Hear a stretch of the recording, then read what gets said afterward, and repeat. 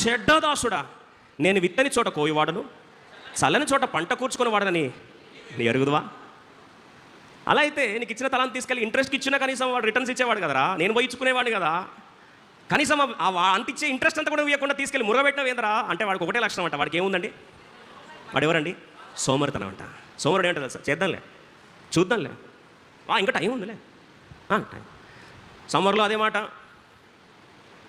రే June వస్తుందిరా, వర్షాలు start అవుతుంట. అరే జూలై అంటే లేట్ మంత్స్ అన్నట్టు, ఆగు, కొద్దిగా ఆలస్యమైంది, రేపు చూద్దాం లోపల వర్షాలు దుమ్ము దులుపుతా ఉంటే ఇంకెప్పుడేం పోతాడు.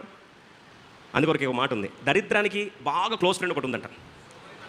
సామెతలు 10 Proverbs chapter 10:4. సామెతలు 10:4 త్వరగా చదువుదాం.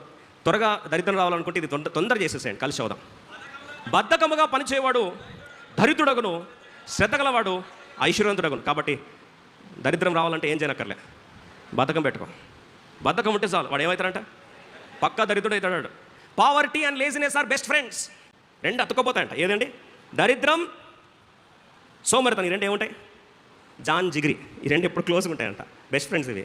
కాబట్టి ఒకవేళ ఈరోజు సోమరితనం ఉందా, నీకు ఇచ్చిన వనరులు దేవుడు, don't waste your time, don't waste your resources. దేవునికి ఏమి ఇచ్చినా సరే వెళ్ళి చూసుకో, దగ్గరుండి పోయి చూసుకో.